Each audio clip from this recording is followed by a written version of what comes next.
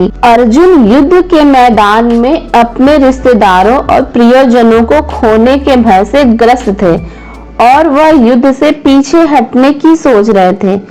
तब श्री कृष्ण ने उन्हें सिखाया कि मृत्यु के बाद भी आत्मा का अस्तित्व बना रहता है और इसलिए हमें अपने कर्तव्य से पीछे नहीं हटना चाहिए। भगवत गीता में मृत्यु को केवल भौतिक शरीर का अंत मानकर उसे आत्मा की यात्रा का एक महत्वपूर्ण चरण माना गया है।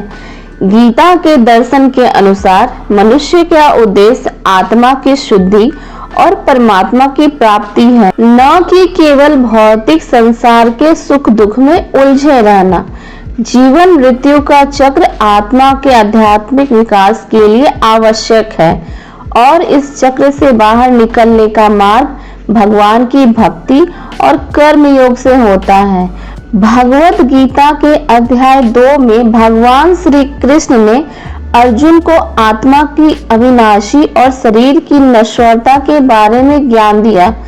यह ज्ञान अर्जुन के उस मोह और शोक को दूर करने के लिए था जो उसे अपने संबंधियों और गुरुओं की संभावित मृत्यु के कारण हो रहा था। श्री कृष्ण ने यह स्पष्ट किया कि शरीर की मृत्यु निश्चित है, लेकिन आत्मा की कोई मृत्यु नहीं होती। आत्मा अनंत, अविनाशी और शाश्वत है। भगवान श्री कृष्ण स्पष्ट रूप से कहते हैं कि जीवन और मृत्यु एक निरंतर चक्र है जिसमें जन्म लेने वाले को मरना ही पड़ता है और मरने वाले को फिर से जन्म लेना होता है। यह संसार का प्राकृतिक नियम है और इसे कोई बदल नहीं सकता। इस शाश्वत सत्य को स्वीकार करते हुए मनुष्य को अपने जीवन में अपने कर्तव्यों पर ध्यान देना चाहिए और मृत्यु के भय या शोक से ग्रसित नहीं होना चाहिए। श्री कृष्ण कहते हैं, संसार में कोई रिश्ता इतना पवित्र नहीं जितना माता पिता का होता है। जो आपका हर दर्द समझते हैं वो माता पिता ही होते हैं। बुरे वक्त में सच्चा साथी वही होता है जो बिना कुछ कहे साथ खड़ा रहता है। धैर्य और सहनशीलता जीवन की हर परिस्थिति में आवश्यक है। जीवन के उतार चढ़ाव में धैर्य रखना ही सफलता की कुंजी है। जिनका मन स्थिर है वही सच्चे सुख का अनुभव कर सकता है। मन की स्थिरता जीवन के हर उतार चढ़ाव में सशक्त और शांत बनाए रखती है। जो निर्लेप होकर कर्म करता है वही सच्चे सुख का अधिकारी होता है। कर्म करते समय निर्लेप होकर कर्म करने से जीवन में संतुलन और शांति बनी रहती है। मोह और माया में फंसे व्यक्ति को सत्य का ज्ञान नहीं हो सकता।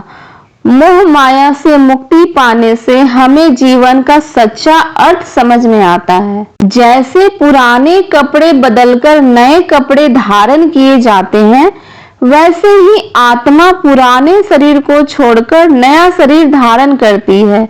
जीवन और मृत्यु के इस चक्र को समझकर हमें जीवन के प्रति निराशा नहीं रखनी चाहिए। सच्चा आनंद बाहरी वस्तुओं में नहीं बल्कि आत्मा में है। बाहरी सुख क्षणिक होते हैं, सच्चा आनंद आत्मा से प्राप्त होता है। स्वधर्म का पालन करना ही जीवन का सर्वोच्च धर्म है।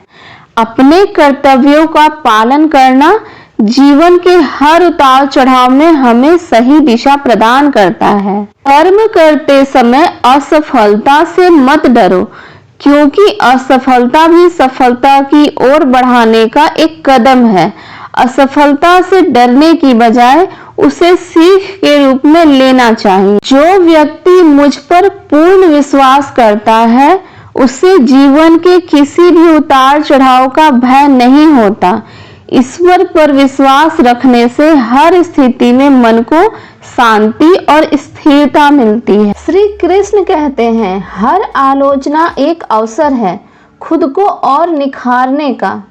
ईर्ष्या करने वालों के विचारों को अपनी सोच पर हावी मत होने दें। सफलता का सबसे बड़ा बदला और बड़ी सफलता है। जलन करने वालों को खुद के कर्म से उत्तर दें, उनकी बातों से नहीं। आलोचना के शब्दों से हिम्मत हारना नहीं चाहिए, बल्कि उससे सबक लेना चाहिए। आपकी तरक्की ही जलन करने वालों को सबसे बड़ा उत्तर देती है। जो लोग आपकी उन्नति से परेशान हैं, उनकी बातों को अनदेखा करें। मन में शांति रखो, क्योंकि जलन करने वाले खुद में अशांत रहते हैं। आपकी मेहनत ही आपकी कहानी बयां करेगी, आलोचकों की नहीं। आलोचना का सामना मुस्कुराहट से करो, यही सबसे बड़ा बदला है। श्री कृष्ण कहते हैं, सच्चा कर्म वही है जो निंदा और प्रशंसा से परे हो। आशा करती हूँ आपको ये वीडियो अच्छी लगी होगी। ऐसे ही और भी वीडियोस के लिए चैनल को लाइक, शेयर एंड सब्सक्राइब जरूर करें। वीडियो देखने के लिए धन्यवाद।